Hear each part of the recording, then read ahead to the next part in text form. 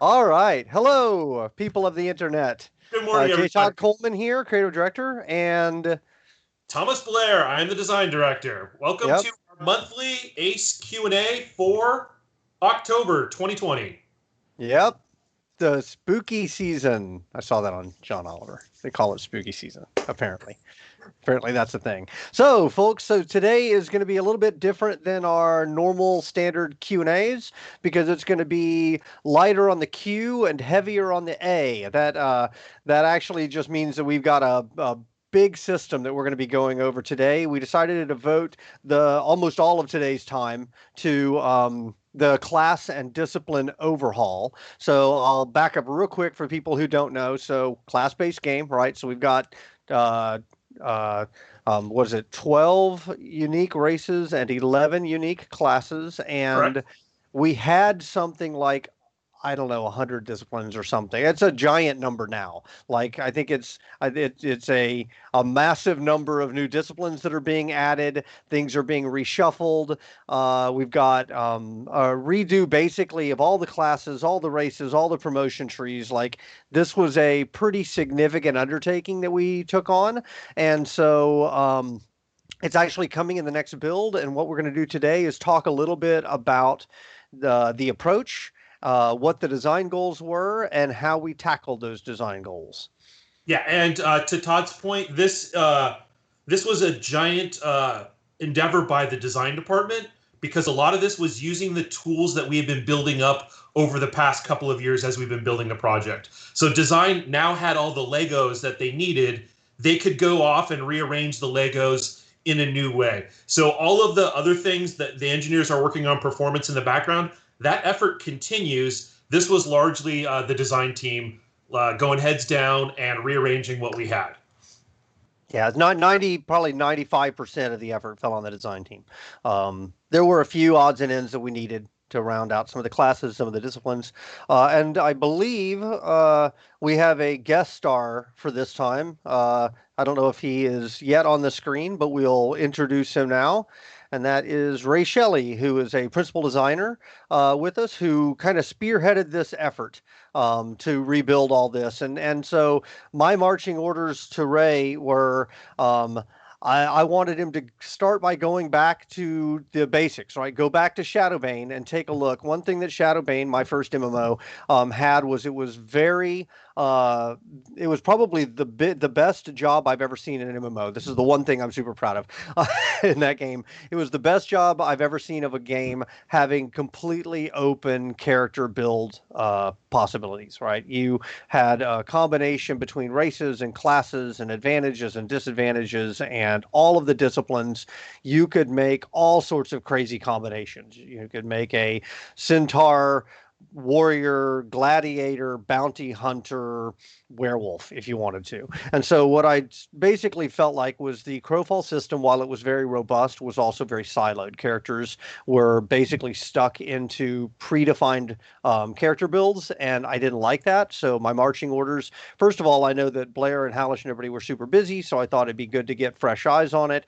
And so I asked Ray to go in and basically start by auditing Shadowbane and seeing how that thing blossomed, how the build combinations blossomed, then come back and take the existing game that we had with all the existing powers and the existing races and classes, because that wasn't really going to change, but break the spine of it and open it up and make it blossom in the same way. So that was my marching orders. How do you think we did, Ray?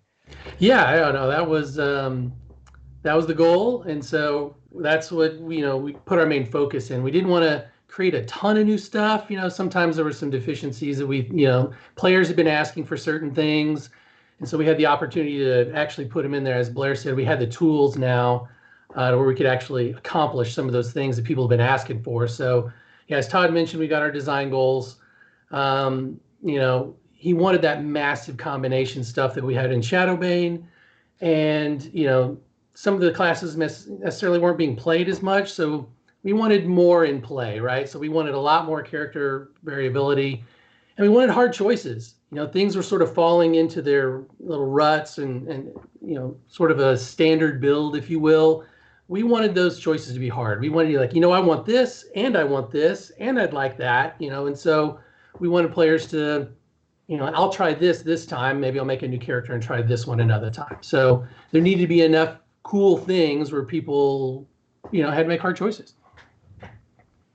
So that was our main goal with this. Also, everyone's super busy working on, performance and everything else. So we couldn't add a lot of new art or animations or things like that. And as Blair said, there's just a lot of reshuffling of what was there. So, but that said, the powers did have significant changes, right? The data behind the powers, right? The cooldowns or how much damage it does or exactly what it does. The things that were more locked were art and animations because those are done. Right. But the number, I think we have I don't know how many powers, 1,500 or something. Yeah.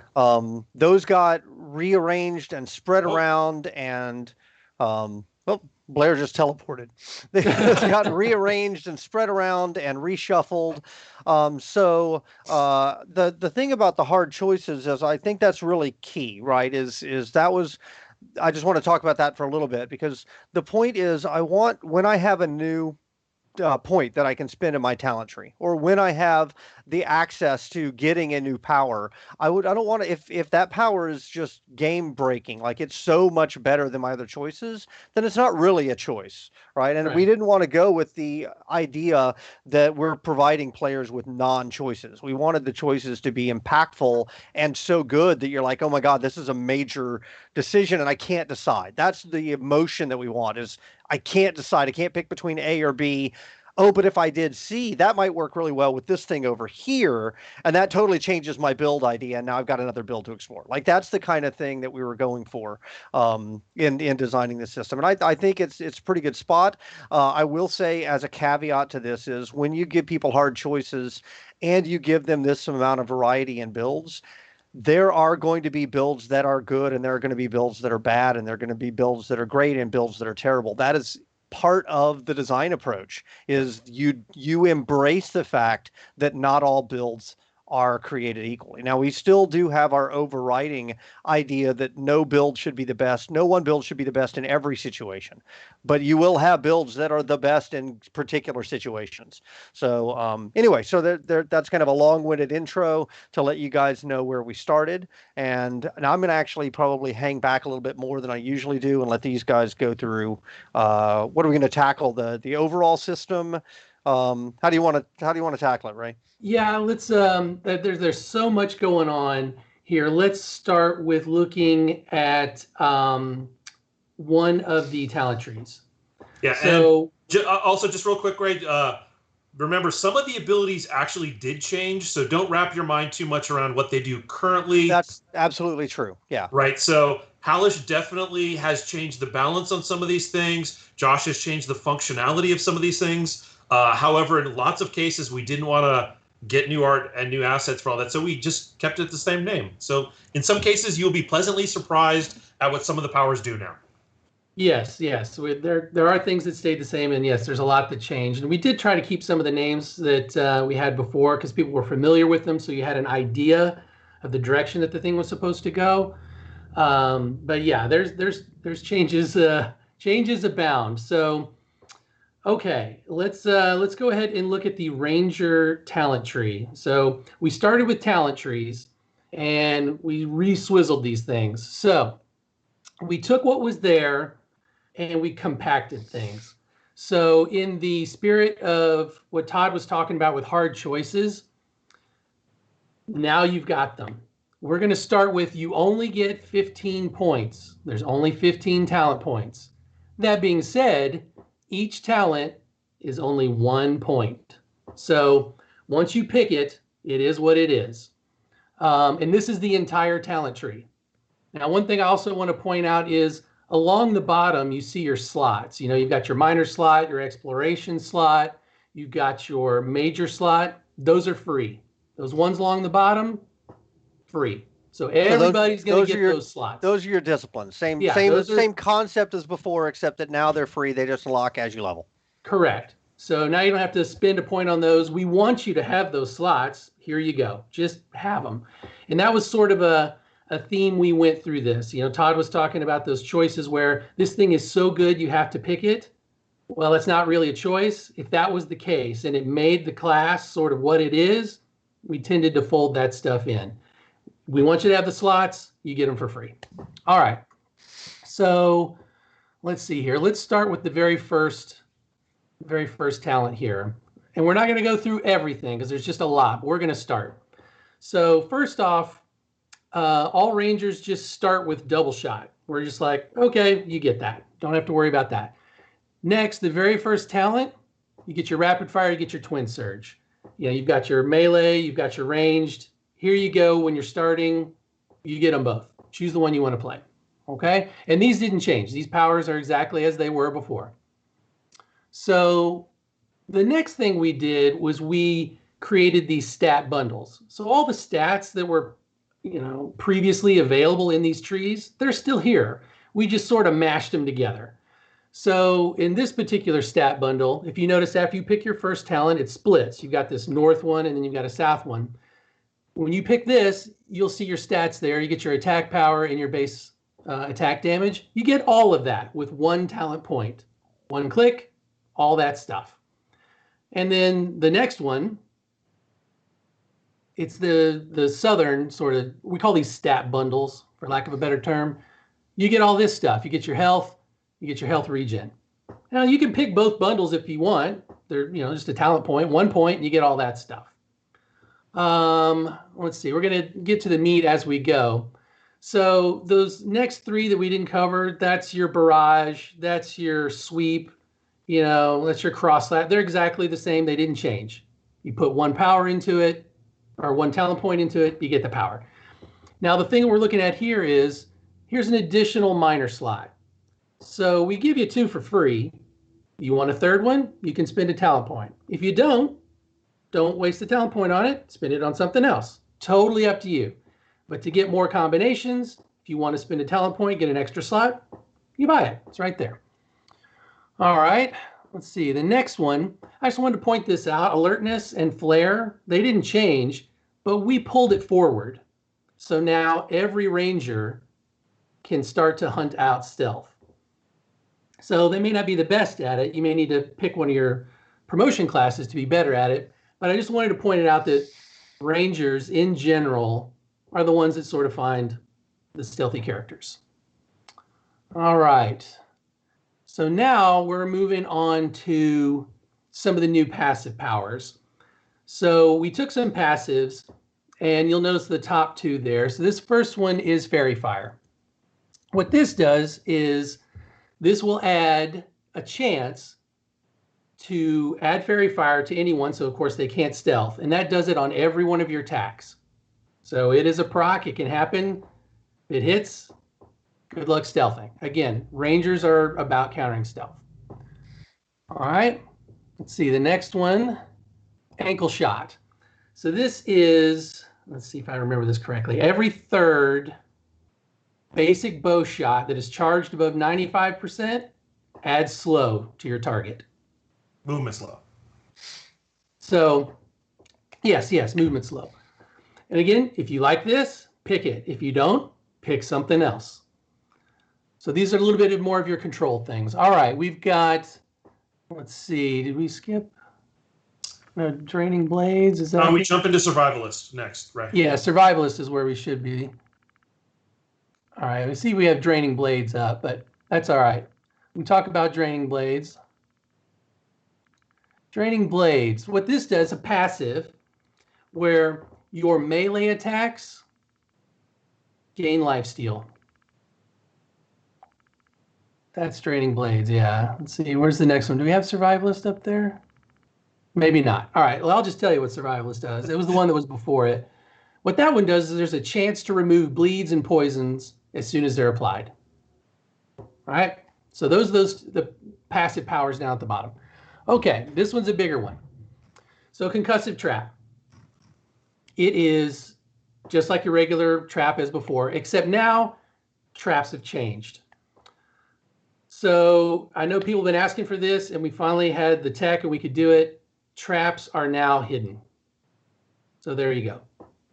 The other thing that happens with traps is the effects of traps now stack. So if you had one that's stunned, you know, you've got your one trap, Concussive Trap. It stuns. If I got the effect to add bleeds to my traps, it now stuns and bleeds. Same trap. So you can make your traps better as you go, and you can stack the effects.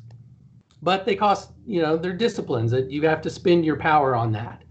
But that's what traps do now. Okay, so let's get into the promotion actual classes. Do what? Promotion classes. Yes, let's get into these. All right. So we the still, the basics is we still have 3, right? Every class has 3 promotion classes, but we did go through all of them one by one and say, okay, why is everybody playing just this one? Why aren't they playing B, and why aren't they playing C? Because we found that a lot, and we tried to make it to where this is one of the hardest decisions because it fundamentally changes the way your class plays. All right. So the first one we're going to go over is Archer. So if you notice, once you promote, you're going to get a pile of stats. So again, that's what's going to make you an archer, is you're going to get this stuff. And then, of course, just like before, you still get a bunch of traits. Now, if you notice, exotic arrow proficiency. Every archer tended to take one of those, either arcane archer or sharpshooter disciplines. It wasn't really a choice, right? You had to take one of those or your class didn't actually do what it needed to do. And you needed some of these things to be viable, folded it in. So now you can still take those for the powers that are on there. That's not a choice, right? If it's something that you kind of have to do to be effective, it's not a choice. I'm sorry. Apparently, I'm not on the screen, so I'm just going to walk over you every now and then, Ray. Sorry. No, you go ahead. No problem at all. Oh, there you are. I'm back, baby. Are you coming? All right. Yeah. So we did things like that. So the next thing that happens is, I know a lot of the talents before had a lot of enhancements where they would affect powers. Well, we did that on the promotion. So when you become an archer, we change the way your powers work because you're an archer now. So that's the way it's supposed to work. So if you notice, rapid fire there. So that's where you get your 10 arrows. And Concussive Trap reduces the physical mitigations. So you can do some more damage now because that's what you're about. And your Disengage now resets the cooldown of your rapid fire. So that's what an archer would need. The powers change to fit what an archer needs. That's your archer. All right. So let's go to the next one. This Trick Shots. You can buy that. It's exactly the same. It didn't change. So the next one is Ricochet Shot. A lot of people had trouble with this one. So what we did is we made it an instant. And I believe it also adds a root. So these powers that come after your promotion should be cool, right? They're what make you this class. So they need to be good. And everybody got powers that are good. That's how this was supposed to work. Now, I'm going to show you one more stat bundle, just so you can see what we did with all the stats. So when you hit your promotion class and you get to your stat bundle, bam, it's a pile of stats. One talent point gets you all that stuff, because this is, again, what it takes to be an archer. Okay, let's see. We're going to go to the next promotion class. This is the Warden. Now, this guy's focus changed a little bit. This guy became the trap master. They still do a lot of the things they did before, but I wanted to we created this sort of new trap meta, if you will, and this guy is going to be the best at it. So he still gets his stats, still gets all these traits. I think we added, did we add quiver proficiency and recurve bow here? I can't remember if they came default to him, but we wanted to, again, make sure he had the things he needed. Yeah, all right. Right. So then, and as you can see, his enhancements, Twin Surge now applies a suppress. Concussive Trap has a reduced cooldown. Again, that's what this guy should be doing, is throwing out traps. And Disengage. Now when you disengage, it auto drops a trap right at your feet. So this he's going to be pretty fun to play. All right, so the next power is Steel Traps. So what this does is, hold on a second. Yeah, so this increases the duration and the radius of your traps. Now, the next one is Trap Master. Let's see. So Trap Master, all your attacks have a chance to spawn a trap for a duration. So that's an activatable power. You hit it, and for that duration, your attacks have a chance to spawn traps. So again, that's what this guy does. All right, let's look at the next class. This is your Brigand. Again, stat adjustments, traits, went ahead and gave him the recurve bow as well. And now he's got his enhancements. So his sweep now applies a barrier. Again, this guy's getting a little bit more into the fray, right? He's more your melee guy. So he's up in there. Now he can still do some range stuff. So his Concussive Trap, it now can be placed from stealth. And don't forget, these things are hidden. So this guy is supposed to be your stealthy guy, but he's still a ranger. His Twin Surge now deals more damage against bleeding targets. And we're going to get to that in a minute. All right, let's get to the next one. Let's see, From the Shadows. Let's see here. Let me make sure I get this right. All right, so From the Shadows is when you're exiting stealth, all melee attacks count as if done from behind for a duration. You also get increased perception and movement speed while stealthed. That's a passive. And then the next one, your Ambush, which is a good opener, now adds a bleed, which combos well with your new powers that do more damage against bleeding targets. And there's, I think, another power that also adds a bleed. It can get pretty crazy. And again, you're in stealth. So, all right. Let's see.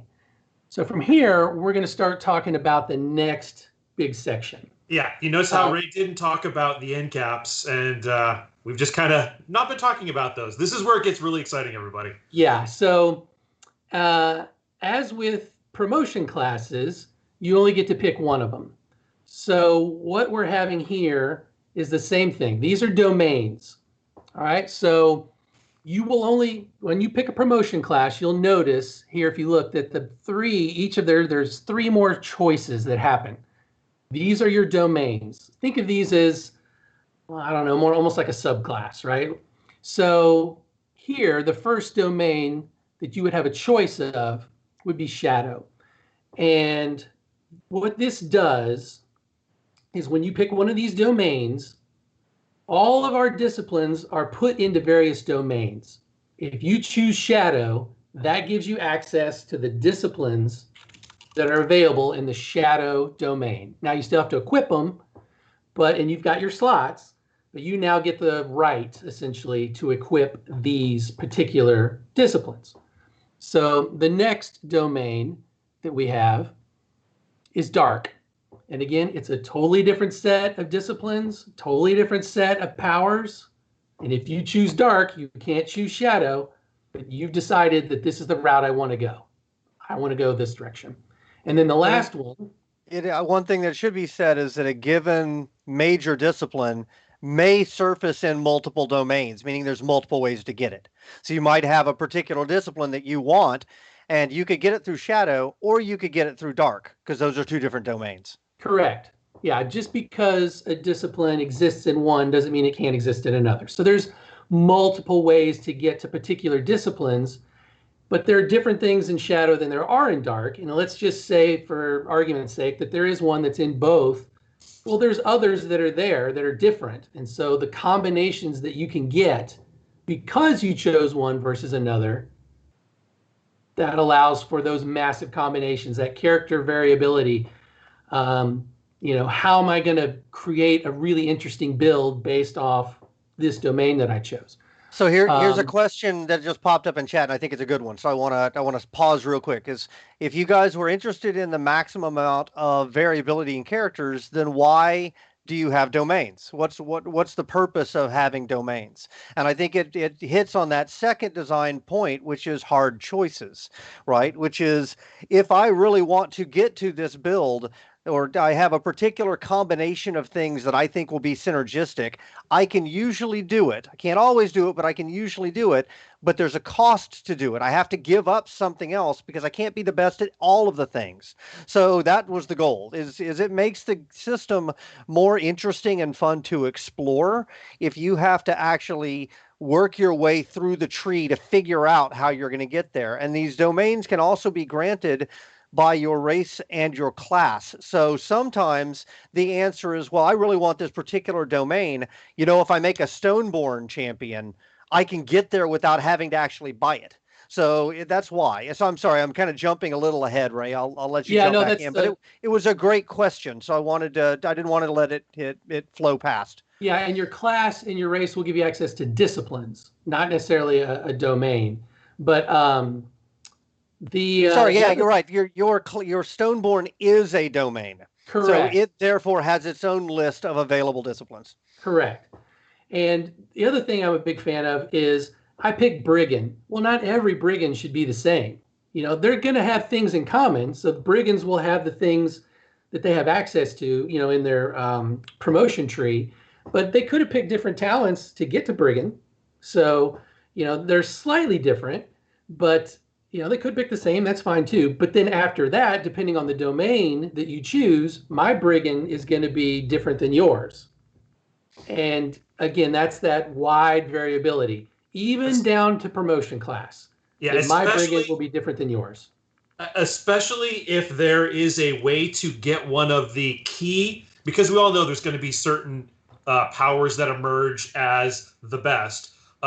If I can get one of those via a race, and I took that race, it may be able to make me skew here at the end into something different that's also interesting.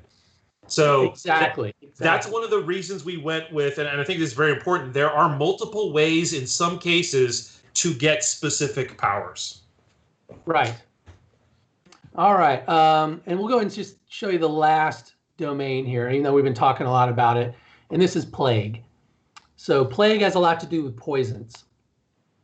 So now this was just a quick glance at one tree, and you notice the changes that are here. There's some big changes, some reshuffling. A lot of the powers you had before are still available in discipline form. So if you don't see something like, I used to get this, I don't see it, well, it's in a discipline. And it might be, hey, if you're a ranger, you get access to it, you can just equip it, or you might have to pick a domain. It just depends. So you can see the level of changes that we did. And we did that all the way across the board to every single class. So something I don't think that's been pointed out yet, but in the trees, occasionally a node will exist on a tree that buying that node opens up another domain. So, by being a ranger, I might naturally get Plague and Shadow, but I also in the talent tree have the option to buy Storm or something like that. I actually don't know that one is available to them, but as a basic idea, there is the ability to spend your incredibly precious now talent points to open up a domain that you otherwise wouldn't have, because that'll give you access to disciplines that you otherwise wouldn't have and fundamentally change your character. And that means that to make these hard choices, the disciplines have to be really beefy as well, right? That was also part of this. Yeah, we wanted, again, if a discipline was terrible and nobody picked it, then why is it in the game, right? And if something was so overpowered that you had no other choice but to pick it, why is that in the game? So we did a lot of reshuffling. And I don't think that we mentioned at the beginning of this, but the total number of points you have to work with here are 15. Right. Yeah, so that's, he mentioned that. Okay, just reinforce that you won't be able to buy the whole thing in the beginning, and this is our first big whack at a reshuffle of the system that you guys have been playing on test for 3-ish years now. So we've got all this feedback, which is great, that you guys have provided us that we were able to build on top of and make tweaks that we really didn't want to do little piecemeal, one at a time. It took just basically, as Todd said, we had to rip the spine out of this thing to kind of re-swizzle everything, and we had to do it at once. So it's great that we're here now. We always knew that this time was coming, and it's kind of cool to see the outcome of what these guys produced, going through and actually, here's a bunch of data. Now look at it as someone who hasn't played with it before and figure out a great system, because I think they landed on it. And this was the efforts of Ray and Josh and the powers and Hallish balancing them at the end of it. Jack and Max wrote the little lore snippets that you see in every one of these. That was also something important, was to just make it feel like a polished thing. and not just kind of like, they kind of threw this thing together. It was this is really exciting to me, is that we're able to produce this now and to this quality. Yeah, it was definitely a lot of fun. Now, as Blair mentioned before, like before we had, how many mages did we have before? So we had 32 40? Combat ones, and we had 8 of the major crafting disciplines. And now we have lots more. Yeah, I think they're, just to put it into perspective, and again, we're still working on this stuff, so it can change, but we have around 110 majors now, something like that. Over 100 different major disciplines. And there are almost as many minor disciplines. I was going to say, let's go ahead and jump over to Crowpedia real quick, because it actually is pretty important. Okay. Because it's part of the understanding how this thing is going to work. There are so many combinations now that we needed to actually put support systems in the game, and we'll hopefully make this information available externally as well. Just so because what I said was I wanted to be able to have builds be a top-down and bottom-up approach. So bottom-up is, hey, I want to be this particular race and class. I have a concept. Now I want to build on that and figure out the right powers and disciplines which are in domains, and I want to figure out what I want to build out. The other is the opposite, which is, hey, looking through the game, somehow I saw these 2 cool powers, and I decided that there was a cool concept based on those powers. So now I want a bottoms down, or a top down. I want to actually go and figure out the right race class combination to get to that combination. So I wanted to be able to get there from both directions. And that's where the Crowpedia came in, was basically a way of organizing this information to allow you to see it. So. Right. So we'll put a button here where you can pull something up, and then a screen will come up, which allow you to do, various filters. So as we talked before, the race you pick gives you access to certain disciplines. The class you pick also gives you access to certain disciplines. And the domain you pick gives you access to even more disciplines. So if you want to find out sort of what you have access to, or as Todd talked about, you can either go top down, like, oh, if I pick this, what can I get? Or if I find something like, oh, this is cool, what do I have to do to get access to this? Or how do I build a character around this? What would be the ideal character to use these 2 things together that I think will be synergistic? Right. So also, we didn't talk about minors, but minors are also sorted into these domains. Correct. So if you choose the dark domain, that has both majors and minors in it. So it gives you access to a pile of stuff. Same thing with Ray. Oh, I chose Ranger. That gives me access to a pile of majors, pile of minors. Oh, I chose, Wood Elf. That gives me pile of majors, pile of minors. And all that together will form the things that you have to choose from to make your unique character. So I think we covered, there's also a lot that goes down deep into this, and I've probably already burned through the majority of my time, but well, just I think the domains itself is the next slide, which is basically showing, I think, what are we at, 15 domains? Yeah, not including 15 domains. Not including the racial and the class domains. Correct. Just dedicated spheres of influence, right? These are the 15 domains. Correct. So yeah, as you make your way through various classes, choose your promotion class, each one of those get access to 3 potential domains. These are all of them. These are the 15 different domains. Yeah, there's some really fun stuff in here. I can't wait, for you guys to get your hands on it. So I think after this, I'll hand this over to Blair. Blair's got more of the details about what goes on with the individual disciplines themselves and how they interact with the domains. Let me pause this real quick, because there's a couple questions that have popped up. So first of all, there's a question of, are you guys going to wipe? So as a minimum, we have to wipe all the talents and all that stuff, because that We have to. The old system is going away.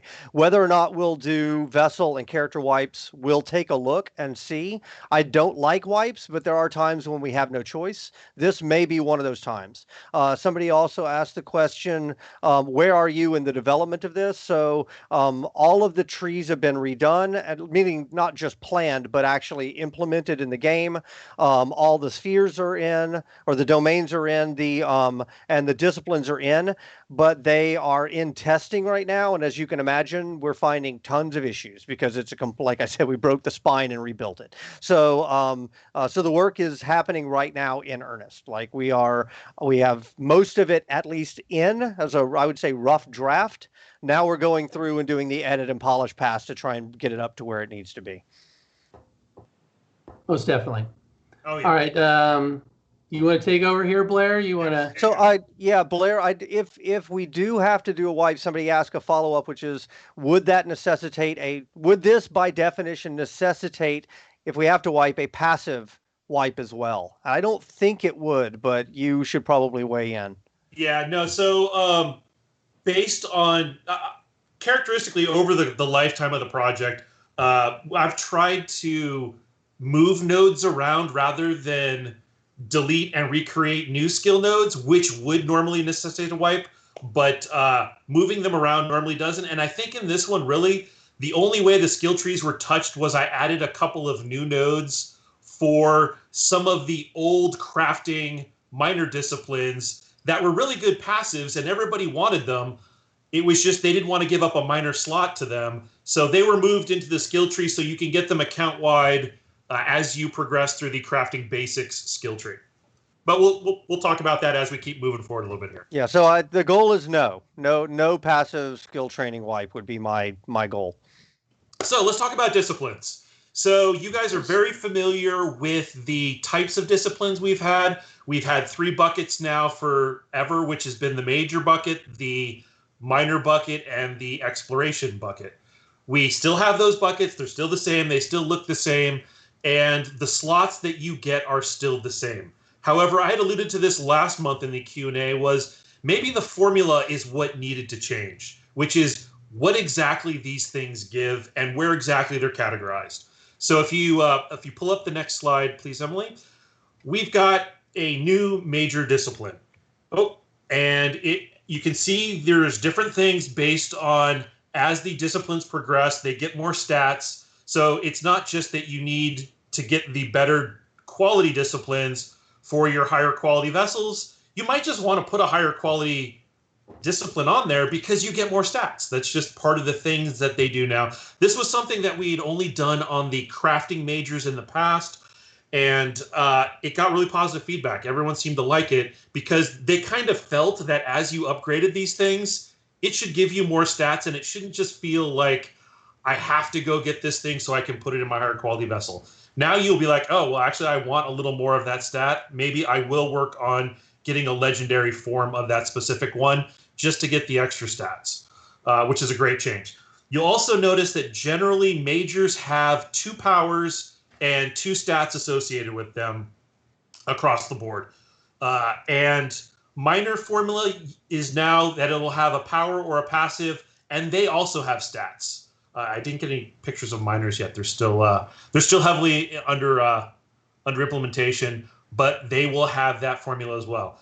The biggest change that you will all notice, if you go to the next slide, please, Emily, is crafting disciplines are now considered exploration. So I have the roughs here. I've got a picture of the current vendor that we're using to pull these off of.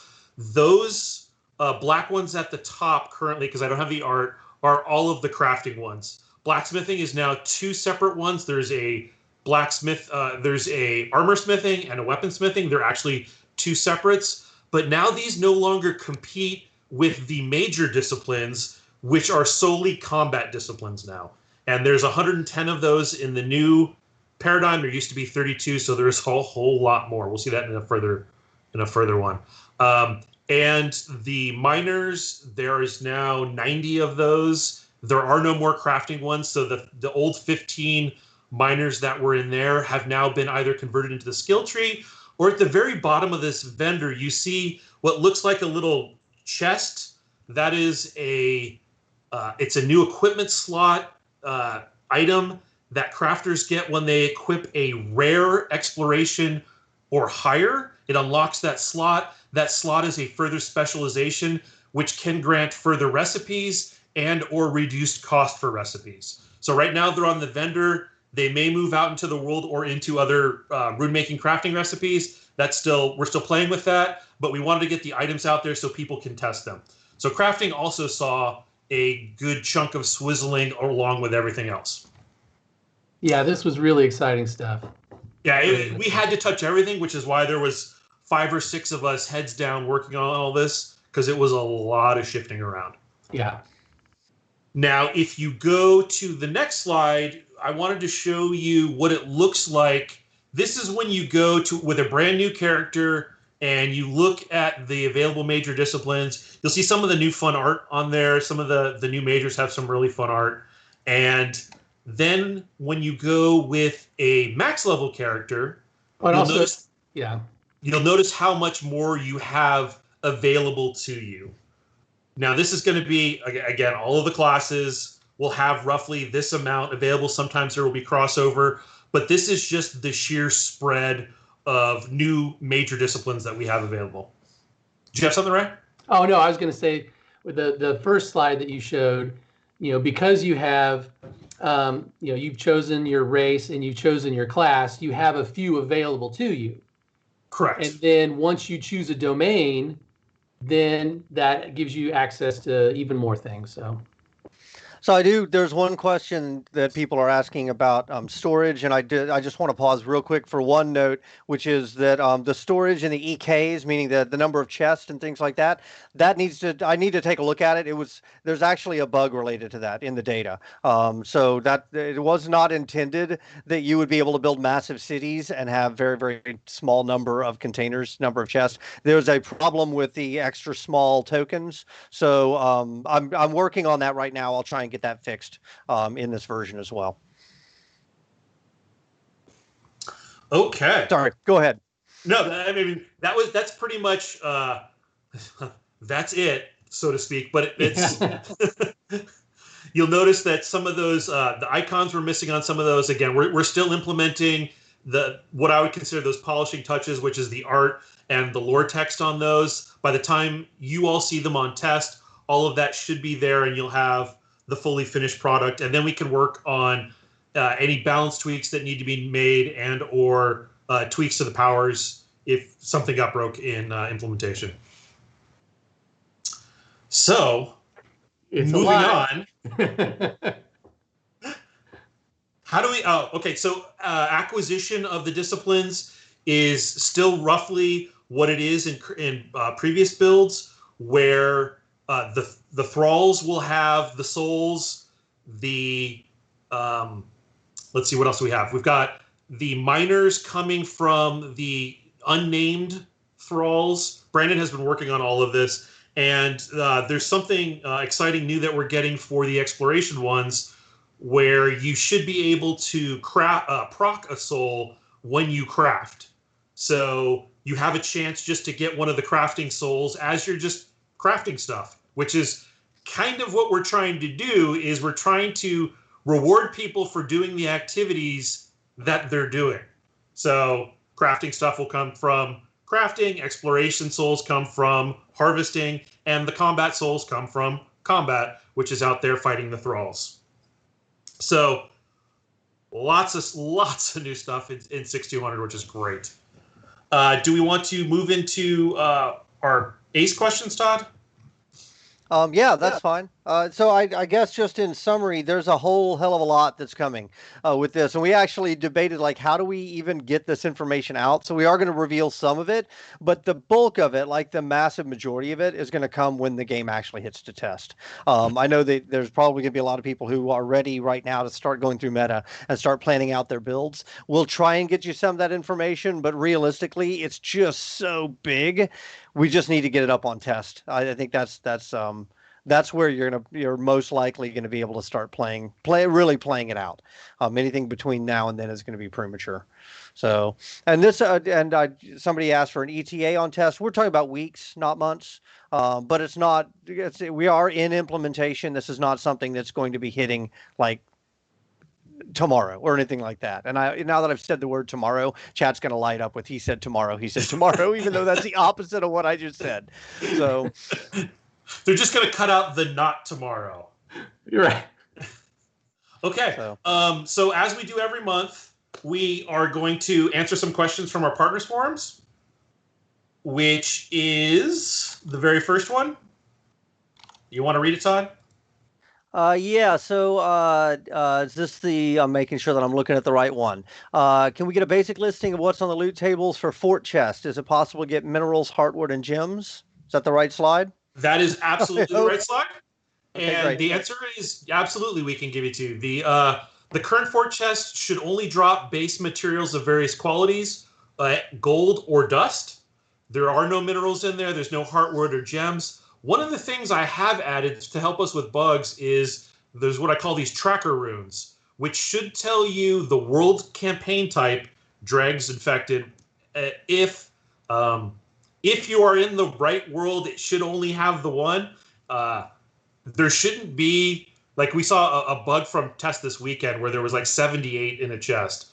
That clearly tells us that something is going wrong with that chest, and it helps us debug things. So ideally by launch, those are gone, and you just get the materials, the gold or the dust.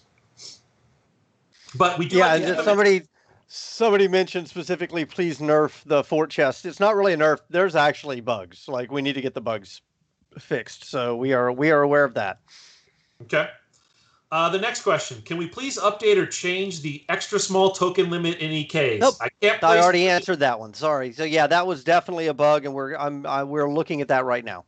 Yeah, I just wanted to call that one out because Todd's been going through the spreadsheets and looking at the numbers and kicking past Todd's self, which is always interesting when we look back and we go, where did I get these numbers from? Or what changed?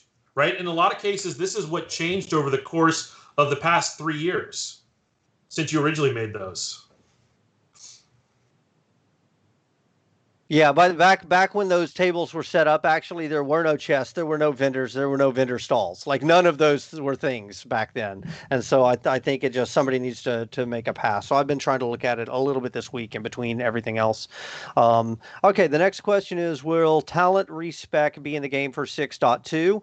I don't know yet is the quick answer. What our plan is for respec, we're still discussing it. So we did put all of the white disciplines on vendors so that players could very, very quickly avoid having to go and search and whatever to do these. If you want to try out character builds, the idea is that you can do it very, very quickly. And then when you find one that you like, then you can invest in it. But we don't want to force a lot of investment on the front end.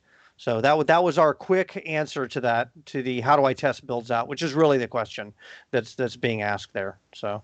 Mm-hmm. Yep. Okay. So next question.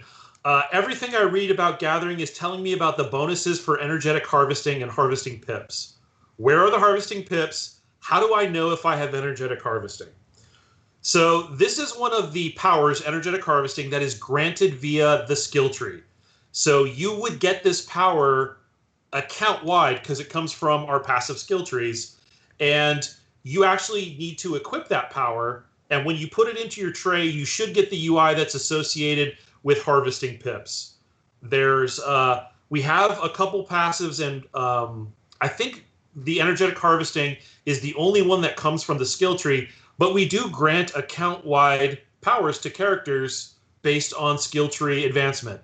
So it may not be called out very well when you go onto that character, but it should be in there, and when you load it out, it should give you those pips. There's also disciplines, exploration disciplines that you can equip that will also grant you the harvesting pip UI. It's just in the past it was always there, and we made it so you have to opt into that system to actually see it. So to do that, you need to equip something that makes it show. So it's not that it's gone, it's just that you need to equip something. I've seen a couple notes, by the way, in the channel asking about performance, and I do. Yes, I guess it probably we did say it at the beginning, but I'll repeat it. Is the all of this work that we're doing with the talent trees and the discipline shuffle and stuff? That's what our design team is working on this milestone. We have a significant portion of our engineering team continuing to focus on performance, performance, performance. We know that we're still not there, so very clearly. So we're working on it. Cool. Why is it so beneficial to harvest in the infected? So I'd like to say this is more of a function of where we are in testing. We don't have dregs campaigns available 24/7, which we will in the future after we make it past the next couple phases in testing is the goal. And we have a bug to the campaign that was adding +1 rank to all of the parcels, which was bumping the infected's available current loot tables down into the range where you could get purples. I have no doubt that we're going to re-swizzle what ranks are granted in each of the campaigns as we bring online dregs all the time and we have a higher population. It's just... Somebody just asked the question, when is infected coming back? And we need to bring infected up too. It's actually it's a tough one because it's a question of, player population gets spread out, which is worse for the campaigns. But if we don't have it, it leaves a gap, right? There's actually a hole in the progression where you kind of get a character to so far in God's reach, and then your only option is to jump all the way to infected where you're outclassed. So we do need to get it back in. I had planned to bring it up and talk to Gordon and the operations team about it. I just hadn't actually had a chance to do that, but I've been thinking about that quite a bit lately, actually. So we'll try and get an infected up for you guys. This week's War Story of the Week. Let's see. Every week we celebrate one of our players' war stories on the Crowfall War Stories page at our Crowfall website. You can share your war stories with us by hashtagging with #WarStories, #Crowfall Game. We share it across our community. This week's war story was submitted by I'm going to screw this up, Dissentient and Corvus. Kalanos joins Dissentient and fights for salt and sword against his guild Corvus Citadel in Crowfall's infected zones. With infected back up, Dis formed up to farm resource nodes, but little did we know Corvus Citadel was also looking to gather needed materials at the same location, and the battles for the Motherlode supremacy ensued. And that's that. Cool. So for those of you who aren't familiar, war stories are basically something we do every time where we take videos from and stories from you guys, and we basically bring them up here and kind of showcase them and give everybody a chance to see some of the cool stuff that's happening. Because ultimately, Crowfall is a game about you guys more than us. We're just creating the foundation, but the stories are going to be your stories. The stories are going to be told by you guys, and you guys effectively are the content. So thank you for that, and thanks for submitting the war stories. Keep them coming if you can. Yep, and also to thank everyone for our appreciation for you guys coming out and helping us test every month and being part of our community. We've got our Crow Appreciation Rewards program. And for this month, we've got the Blade of Fire weapons skin and sigil, which you can see on the left there. It's flaming. Wield this fire-imbued weapon skin that turns any bladed weapon into a fiery sword of fury. Don the sigil of fire when equipped, and you will gain a 2-point reduction to the base experimentation difficulty of a recipe. Okay. And the dragon sigil and belt totem. I really like the belt totems. I think they came out pretty cool, and it's always fun to just kind of customize your character with all these little things dangling on you. In tribute to Hero, the first Crow who fought valiantly in the War of the Dragons, wear this golden carved sigil or the dragon totem on your hip and feel the power of the legendary Serpent King and ignite your Crow spirit with a 2% damage bonus. I have a feeling that's going to be a popular one. So I think that's pretty much it. Is there anything else we're going to try and do this time, or any other questions? Follow us on social media. Yep. Look for the weekly news articles and changes to the disciplines by class. Join the Shurya campaign, which is, I believe, the current campaign running on the Dregs on Live. Help us on test if you can. That's always very, very helpful. And I guess until next time, thank you all for coming to our Q&A, and we will see you in game. All right. Thanks for coming out, everybody. All right. Bye. Thanks.